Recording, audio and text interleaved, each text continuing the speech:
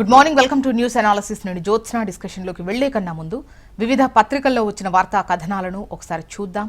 తెలంగాణ వార్తా పేపర్స్ చూసినట్టయితే ముందుగా ఈనాడులో వచ్చిన కథనాలు చూద్దాం. ఈనాడు మనం చూసినట్టయితే మనకు ప్రధాన వార్తగా ఇక్కడ ట్రంప్ నోట చర్చల మాట, ఆగని బాంబుల మోత అంటూ వార్తను హైలైట్ చేశారు. ఇక్కడ ఇరాన్పై భారీగా వైమానిక దాడులు, గల్ఫ్ ఇజ్రాయిళ్లపై క్షిపణులు, డ్రోన్లను ప్రయోగించిన ఇరాన్, పర్షియన్ గల్ఫ్కు వేల మంది అమెరికా సైనికులు, Iran supreme national security council కార్యదర్శిగా భాగేర్, $100 దాటిన చమురు, కొన్ని దేశాల్లో ఇంధన అత్యయిక పరిస్థితి ఏర్పడింది అంటూ ఈ వార్తనిచ్చారు. అయితే అమెరికా, ఇజ్రాయెల్, ఇరాన్ యుద్ధంలో దాడుల ఉధృతి తీవ్రమైంది. యుద్ధం ముగింపుకు చర్చలు జరుగుతున్నాయని అమెరికా అధ్యక్షుడు ట్రంప్ చెబుతున్నా బాంబుల మోత ఏమాత్రం తగ్గలేదనేది ఈ వార్త. అయితే 5 రోజుల విరామం అని చెప్పేసి మొన్న ప్రకటించారు. బట్ నిన్న చూస్తే దాడుల మోత అదే విధంగా ఉంది. ఇక హర్మూజ్పై దృష్టి, ప్రధాని మోదీకి ట్రంప్ ఫోన్, పశ్చిమాసియాలో శాంతి స్థాపనకు మద్దతిస్తామన్న ప్రధాని. మతం మారితే ఎస్సీ హోదా కోల్పోయినట్టే, క్రైస్తవ మతంలోకి వెళ్లిన వ్యక్తులు ఎస్సీల కిందకు రారు, హిందువులు, బౌద్ధులు, సిక్కులకే ఆ హోదా. బాపట్ల జిల్లా ఫాస్టర్ కేసులో సుప్రీంకోర్టు తీర్పు అంటూ ఈ వార్తనిచ్చారు. అయితే మతం మారిన ఎస్సీ హోదా వస్తుంది అంటే కొన్ని ఇప్పుడు ముఖ్యంగా పర్టికులర్గా ఏపీకి సంబంధించిన కేసు ఏంటంటే ఫాస్టర్గా వర్క్ చేస్తూ ఎస్సీ ఎస్టీ అట్రాసిటీ కింద కేసు ఫైల్ చేయడాన్ని సవాల్ చేస్తూ పిటిషన్ వచ్చింది. సో ఆ పిటిషన్కు సంబంధించి హైకోర్టు ఇచ్చినటువంటి తీర్పును, ఏదైతే మతం మారారనుకోండి వాళ్లకు ఎస్సీ హోదా రాదు అని హైకోర్టు ఇచ్చిన తీర్పును అటు సుప్రీం సమర్థించింది. ఆ వార్తనే ఇక్కడ ప్రధానంగా ఇచ్చారు. ఇక దక్షిణాదిపై 50% కుట్ర అంటూ, అదే జరిగితే ఈ ప్రాంతంతో అవసరం ఉండదు, ఉత్తరాదిలోని 4 రాష్ట్రాల ఎంపీ సీట్లతో కేంద్రంలో అధికారంలోకి రావచ్చు, డీలిమిటేషన్పై పోరాటానికి సిద్ధం కావాలి, సీఎం రేవంత్ రెడ్డి అన్నటువంటి మాటలను ఇక్కడ హైలైట్ చేశారు. అయితే దేశంలో జనాభా సంఖ్య ఆధారంగా ఏపీ సీట్లను 50% పెంచుతుండడం వెనుక కుట్ర దాగుంది. అదే జరిగితే దక్షిణ భారతంతో సంబంధం లేకుండా ఉత్తర భారతంలోని 4 రాష్ట్రాల సీట్లతో కేంద్రంలో అధికారంలోకి రావచ్చని ముఖ్యమంత్రి రేవంత్ రెడ్డి వ్యాఖ్యానించారు అంటూ ఇచ్చారు. ఇక మాది ప్రజా సంక్షేమ బడ్జెట్ అంటున్నారు బట్టి విక్రమార్క డిప్యూటీ సీఎం. ఈ ఏడాది ఇందిరమ్మ ఆత్మీయ భరోసా, రాజీవ్ యువశక్తి పథకాలు అమలు చేస్తాం, బీఆర్ఎస్కు శాసనసభ ప్రజాస్వామ్యంపై గౌరవం లేదు, ప్రభుత్వ పథకాలను చూసి ఓర్వలేకపోతోంది అని అంటున్నారు డిప్యూటీ సీఎం బట్టి విక్రమార్క. ఇక ప్రతిపక్షం అంటే ప్రభుత్వానికి లెక్కలేదు అంటున్నారు అటు హరీష్ రావు. శాసనసభ మండలి నుంచి బీఆర్ఎస్ వాకౌట్. ఇక మూసీ ఒడ్డున ఓంకారేశ్వర ఆలయం, మంచిరేవుల వీరభద్రస్వామి గుడి వద్ద నిర్మాణం, 28న సీఎం రేవంత్ రెడ్డి శంకుస్థాపన, తర్వాత దశలో చర్చ్, మసీదు, గురుద్వారా కూడా. నదిలో 100 అడుగుల ఎత్తైన శివుడి విగ్రహం, మత సామరస్యానికి ప్రతీకగా అభివృద్ధి అంటూ ఈ వార్తనిచ్చారు. నెక్స్ట్ ఆంధ్రజ్యోతి. ఇక్కడ క్రైస్తవంలోకి మారితే ఎస్సీ హోదా రద్దే, వారికి ఎస్సీ ఎస్టీ అట్రాసిటీ చట్టం వర్తించదు అని చెప్పేసి హైకోర్టు తీర్పును సుప్రీం సమర్థించిన విషయాన్ని ఇక్కడ ప్రస్తావించారు. హిందూ, సిక్, బౌద్ధులకు మాత్రమే ఎస్సీ హోదా వర్తిస్తుంది, మరే మతంలోకి వెళ్లినా స్కెడ్యూల్ కుల హోదా ఉండదు, తక్షణమే సంపూర్ణంగా ప్రయోజనం కోల్పోతారు. 1950 నాటి రాజ్యాంగ ఉత్తర్వులు చెబుతున్నది ఇదే, దీని నుంచి ఎవరికీ మినహాయింపు ఉండదు, క్రైస్తవ మతంలో కుల వ్యవస్థకు తావులేదు, కుల ధృవీకరణ పత్రం ఉన్నా చట్టపరమైన రక్షణ ఉండదు, ఏపీ హైకోర్టు తీర్పును సమర్థించిన సుప్రీంకోర్టు అంటూ వార్తనిచ్చారు. అంటే వివిధ మతాలకు సంబంధించి హిందూ మతంలో మాత్రమే ఈ కులాల ప్రస్తావన ఉంటుంది. సో క్రైస్తవంలో కులాలకు సంబంధించిన ప్రస్తావన లేదు, అటు మహమ్మదీల్లో కూడా కులాలకు సంబంధించినటువంటి ప్రస్తావన అనేది కనిపించదు. సో హిందువుల్లో కులాలు ఉన్నాయి కాబట్టి వన్స్ హిందూ నుంచి అటు క్రిస్టియన్ కానీ ఇతర మతాలకు కన్వర్ట్ అవుతే గనక హిందూ మతంలో ఉన్నటువంటి కులాల ప్రస్తావనకు సంబంధించినటువంటి హక్కులు ఇక్కడ వర్తించవనేది ఈ కథన ఉద్దేశం. సుప్రీం తీర్పు కూడా అదే చెబుతోంది.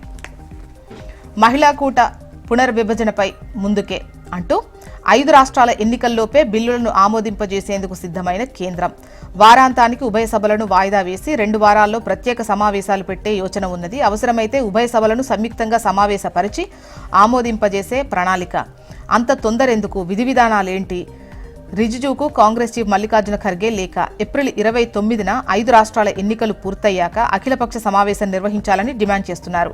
ఇవాల్టి కేబినెట్ భేటీలో 2 బిల్లులకు ఆమోదం, పునర్విభజనతో పెరగనున్న ఎస్సీ ఎస్టీ స్థానాలు, ఎస్సీ రిజర్వ్డ్ నియోజకవర్గాలు 84 నుంచి 126కు, 47 నుంచి 70కి పెరగనున్న ఎస్టీ నియోజకవర్గాలు. 1-2 స్థానాలే ఉన్న చోట్ల రొటేషన్లో మహిళలకు అవకాశం ఉంటుంది. ఇక చట్టసభల్లో మహిళలకు 33%తో గణనీయమైన మార్పులు వస్తాయి. గతి శృతి మారుతుంది అని చెప్పేసి కథనాన్ని ఇచ్చింది ఆంధ్రజ్యోతి. ఇక కొనుగోలుదారు అఫిడవిట్ ఇస్తే చాలు అంటూ అమ్మకందారు ఇవ్వాల్సిన అవసరం లేదు. ఈ సాదా బైనామా దరఖాస్తుల పరిష్కారానికి జియో 76 అంటూ ఈ వార్తనిచ్చారు. ఇక 50% పెంపు ఏ లెక్కన దక్షిణాది అవసరం లేని కేంద్ర పాలన దిశగా కుట్ర జరుగుతోంది అంటున్నారు సీఎం రేవంత్ రెడ్డి. ఏదైతే ప్రాంతాలతో సంబంధం లేకుండా లోక్సభ అసెంబ్లీ స్థానాలు 50%కి పెంచాలి అని చెప్పేసి కేంద్రం ఆలోచన చేస్తోందో దాన్ని తప్పుపడుతూ, ముఖ్యంగా అసలు దక్షిణాది అవసరమే ఉండదు కేంద్రంలో అధికారంలో రావాలి అని అంటే, సో ఆ దిశగా కుట్ర జరుగుతోంది అంటున్నారు సీఎం రేవంత్ రెడ్డి. ఇక నమస్తే తెలంగాణలో చూద్దాం.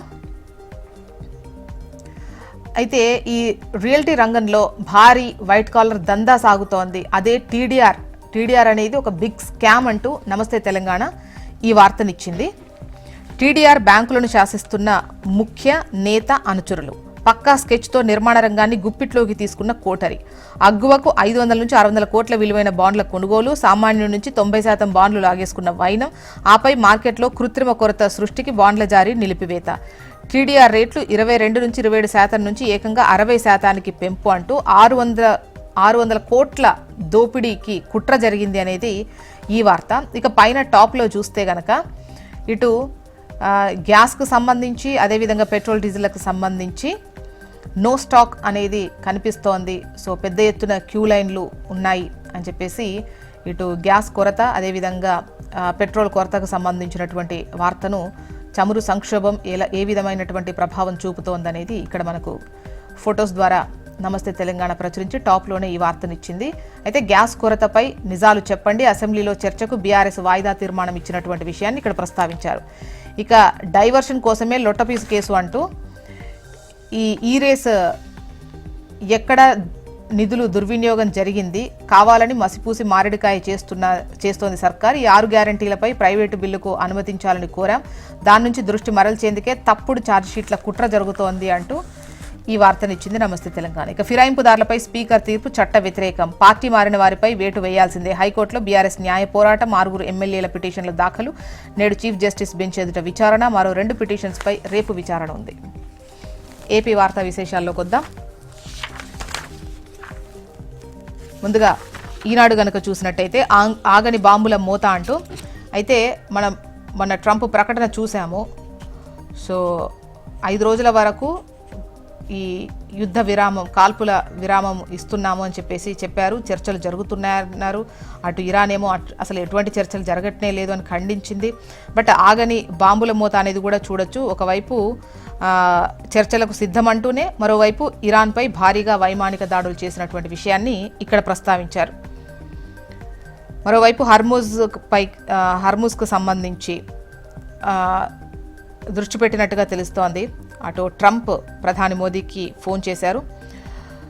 సో పశ్చిమాసియాలో శాంతి కోసం మా సపోర్ట్ ఉంటుంది అని చెప్పేసి ప్రధాని చెప్పినట్టుగా అయితే వార్త వచ్చింది.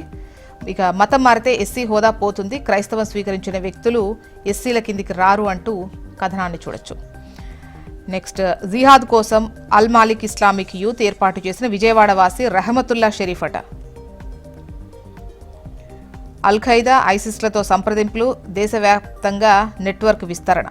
ఇక మారనున్న రాజకీయ ముఖ చిత్రం, నియోజకవర్గాల పునర్విభజనతో కీలక మార్పులు, ఓటర్ల సంఖ్యలో అసమానతల్ని సరిచేయొచ్చు, కొత్త నాయకత్వానికి అవకాశం, మహిళలకు చట్టసభల్లో విస్తృత ప్రాధాన్యం, మంత్రుల సంఖ్య పెరుగుతుంది అంటూ ఈ వార్తనిచ్చారు. నెక్స్ట్, ఆంధ్రజ్యోతి.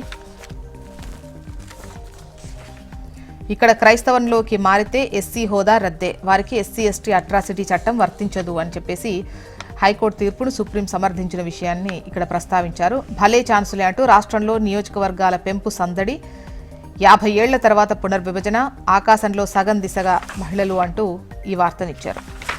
నెక్స్ట్, సాక్షి. ఖజానాపై భారం 1472.50 కోట్లు. 2016లో అమరావతి మాస్టర్ ప్లాన్ తయారీ పనులు, నామినేషన్పై సింగపూర్ సంస్థకు అప్పగింత. మాస్టర్ ప్లాన్ కోసం 20.28 కోట్లను చెల్లించడాన్ని తప్పుబట్టిన కాగ్ అంటూ ఈ వార్తనిచ్చారు.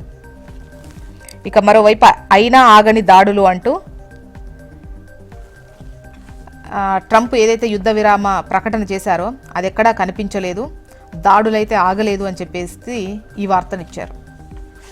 మొత్తానికి ఇవి ఇవాళ వివిధ పత్రికల్లో వచ్చినటువంటి వార్తా కథనాలు. ఇప్పుడు ఒక చిన్న బ్రేక్ తీసుకుందాం. బ్రేక్ తర్వాత డిస్కషన్లోకి వెళ్దాం. Stay tune.